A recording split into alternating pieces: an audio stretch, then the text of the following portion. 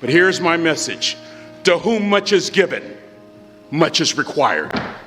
You have been blessed, invested in by this great faculty. You won't ever receive the kind of knowledge that you've received during your time here. But I wish that you would couple that knowledge with something else.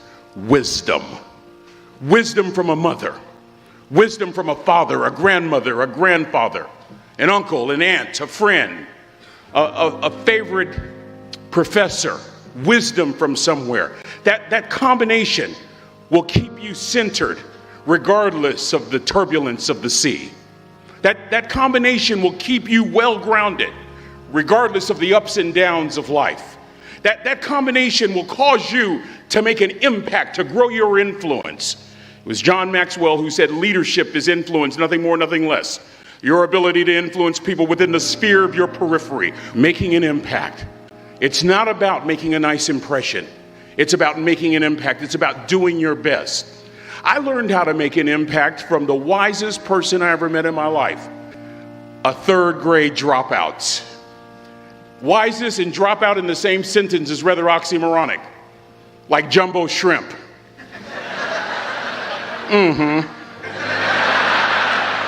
Like fun run. Ain't nothing fun about it. Like Microsoft Works. Y'all don't hear me. I used to say like country music, but I've lived in Texas so long, I love country music now. I hunt, I fish, I have cowboy boots and cowboy. Y'all, I'm a black neck redneck. Do you hear what I'm saying to you? No longer oxymoronic for me to say country music. And it's not oxymoronic for me to say third grade and dropout. That third grade dropout, the wisest person I ever met in my life, who taught me to combine knowledge and wisdom to make an impact, was my father. My daddy grew up in the piney woods of East Texas, a little town called Huntsville, Texas. After World War II was over, my father decided to be the only one in his family to migrate west. And in the 1950s, he found his way to the San Francisco Bay Area. Fell in love with a forklift driver. My mother was a bad mama jamma, let me tell you right now, baby. Didn't need a man, he was just there. My mother was a forklift driver over at the Benicia Arsenal, where she would provide the services to support the war efforts during World War II. In the 50s, my mother and father get married, and they migrate to this area. My father gets a job as a cook, a simple cook. Wisest man I ever met in my life. Just a simple cook at some school called California Maritime Academy. Oh, come on with you, come on. My daddy used to work in something called the galley, the mess hall. Now it's the dining center. And it's a nice one. My father, wisest man I ever met in my life, left school in the third grade to help out on the family farm, but just because he left school doesn't mean his education stopped. Mark Twain once said, "I've never allowed my schooling to get in the way of my education." My father taught himself how to read, taught himself how to write, decided in the midst of Jim Crowism, as America was breathing the last gasp of the Civil War, my father decided he was going to stand and be a man. Not a black man, not a brown man, not a white man, but a man. He literally challenged himself to be the best that he could all the days of his life. I want to share something with you. The wisest man I ever met in my life never made it past the third grade. And I need you to listen to me very carefully. I have 4 degrees. My brother is a judge. We're not the smartest ones in our family. It's a third grade dropout daddy. A third grade dropout daddy who was quoting Michelangelo when he was a cook at Cal Maritime, saying to us, "Boys, I won't have a problem if you aim high and miss, but I'm going to have a real issue if you aim low and hit." A country mother quoting Henry Ford, saying, "If you think you can or if you think you can't, you're right." You see, it takes knowledge and wisdom combined to grow your influence so that you'll make an an impact. You'll be a shipmate that others can count on. I learned that from a third grade drop. Simple lessons. Lessons like these. Son, don't judge people. Son, I've worked at Cal Maritime. You know, I've been all over the world. I've seen good and bad in every shade. Don't judge people. The tendency of a person is to walk away from somebody that's different from them. You stay there and you get to know them. Never judge. Then he dropped Jonathan Swift on me, who said vision is the ability to see the invisible. Don't judge. Another lesson from this third grade dropout. Son, you'd rather be an hour early than a minute late. We never knew what time it was at my house because the clocks were always ahead. We were on Cal Maritime. Come on, somebody. Watch this. My father had the breakfast and lunch shift here at the academy. He had to be at work at 5 o'clock. We lived on Louisiana Street, 15 minutes away. My mother said for nearly 30 years, my father left the house at 3:45 in the morning. One day she asked him, why, Daddy? He said, maybe one of my boys will catch me in the act of excellence. I want to share two things with you. Aristotle said, you are what you repeatedly do.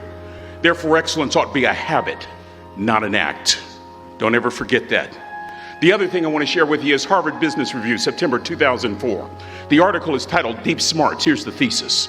Lecturing, what our universities are based upon, is the worst kind of teaching method, usually. Present company excluded. That if you want to get the intended message across, model the behavior. My daddy, a third grade dropout, a cook, was modeling excellence for his boys, combining academic knowledge and old school wisdom. That's what makes an impact. An impact as you go all over the world. You're not interested in making a nice impression. You want to make an impact. Lesson number 3, be kind to people. He always told us kind deeds are never lost. I get to do a lot of NFL chapels. You see some amazing things with those National Football League players. You see guys that can bench press 200, 300 pounds 20 times. You see folks that are huge, that can run like a deer. You see folks from a flat-footed position jump 40 inches, 40-inch vertical leap. I even saw a white guy do it once. But the point...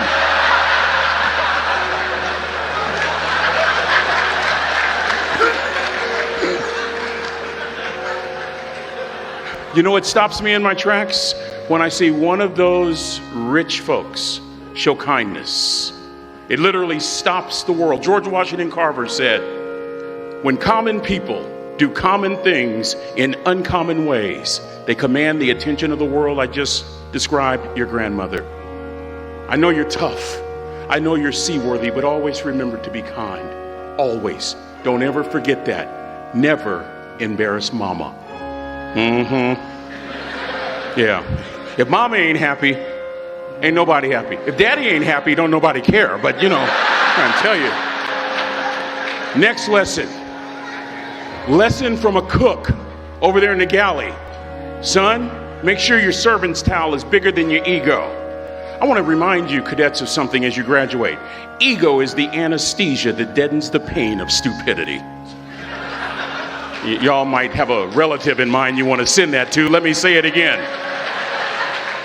Ego is the anesthesia that deadens the pain of stupidity. Pride is the burden of a foolish person. You'll never be a great shipmate. You'll never be a great executive. You'll never be a great teammate if it's all about you. You'll never be a great supervisor or council person if it's all about you. You'll never be a great staff member if it's all about you. Rather, make sure that servant's towel is always big. On President Cropper's bookshelf, in his bookshelf, he has every book from Plato's Republic to Lessons in Leadership by Coach Wooden. John Wooden coached basketball at UCLA for a living, but his calling was to impact people. And with all those national championships, guess what he was found doing in the middle of the week? Going into the cupboard, grabbing a broom, and sweeping his own gym floor. You want to make an impact? Find your broom. Every day of your life, you find your broom. You grow your influence that way. That way you're attracting people so that you can impact them. Final lesson. Son, if you're going to do a job, do it right. I'm thinking about a little boy in Los Angeles. All he wants to do is play Little League baseball. His mother can't even afford to buy him a glove.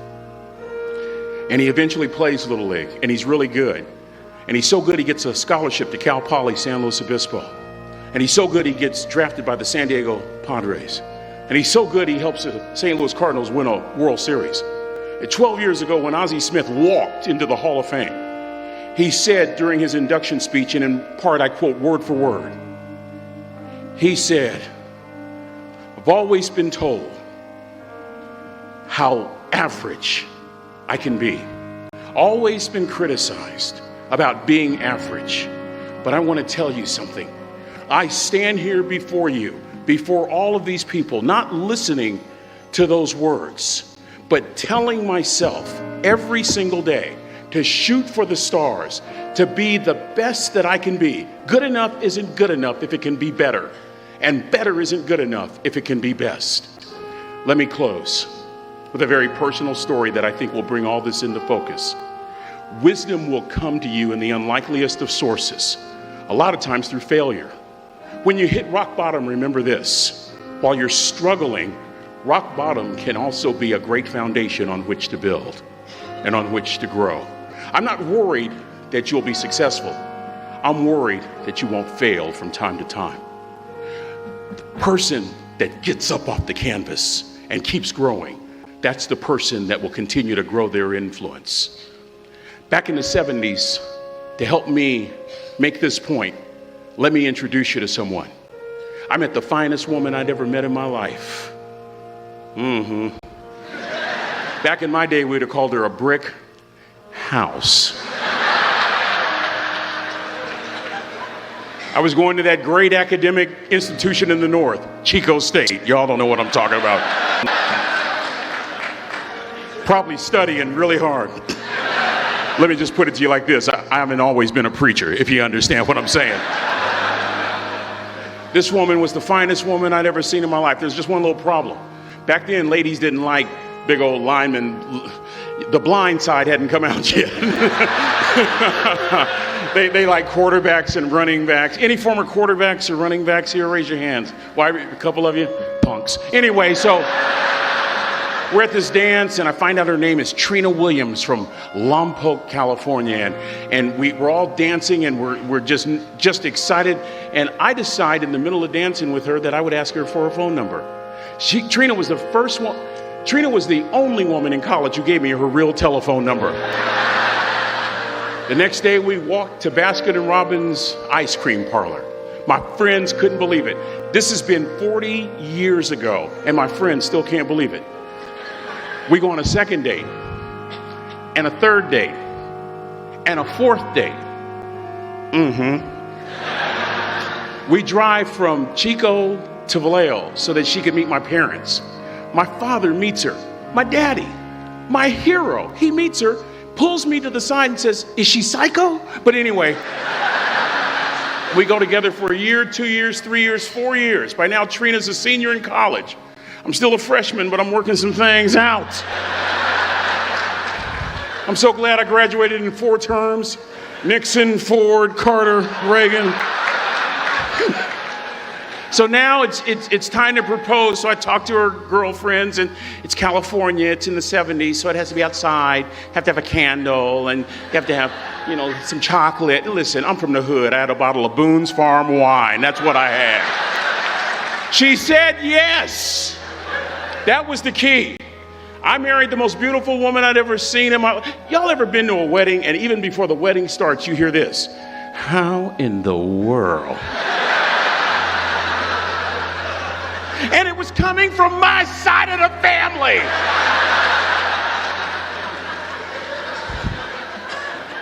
We get married, we have a few children, our lives are great.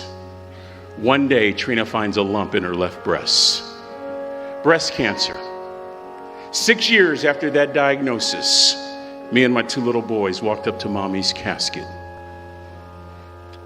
And for 2 years, my heart didn't beat.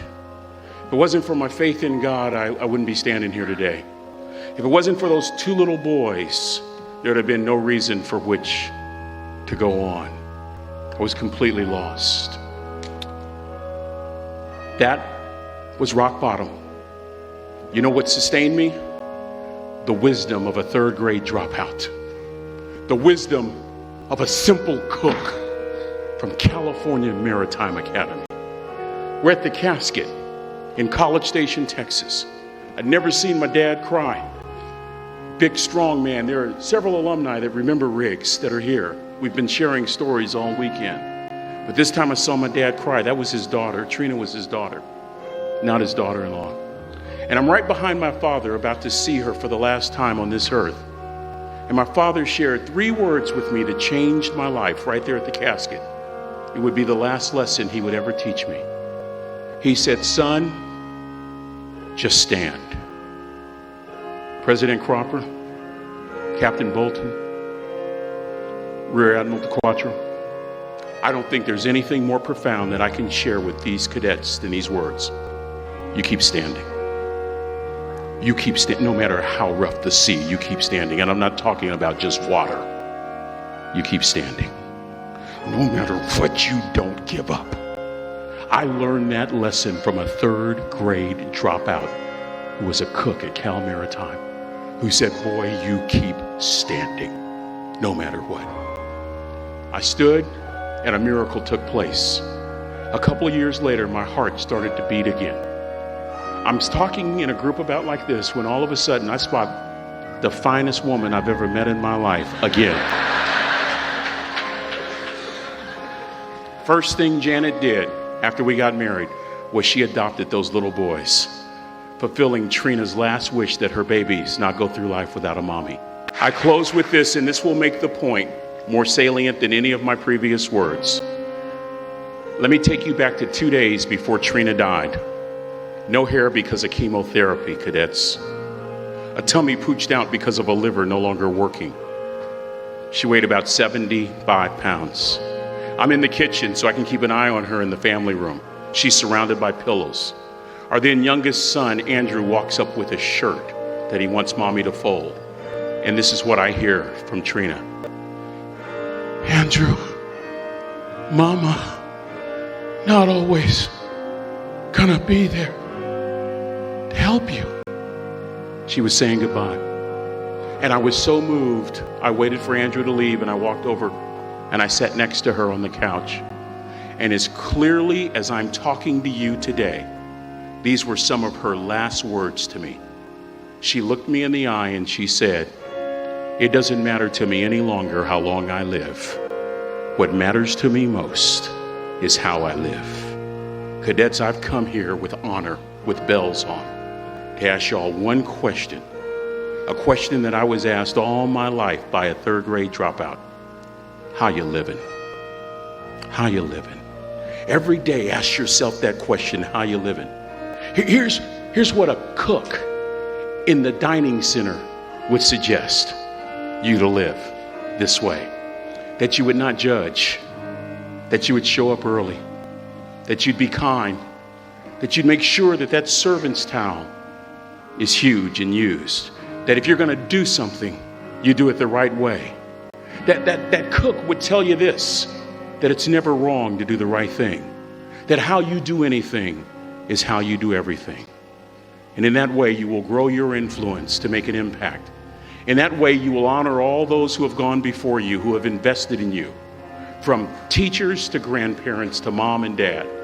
And when you combine that academic knowledge with that wisdom, oh my goodness, you will change the world. It is with great honor that I say all your life, look in those unlikeliest places for wisdom. Enhance your life every day by seeking that wisdom and asking yourself every night, how am I living? May God richly bless y'all.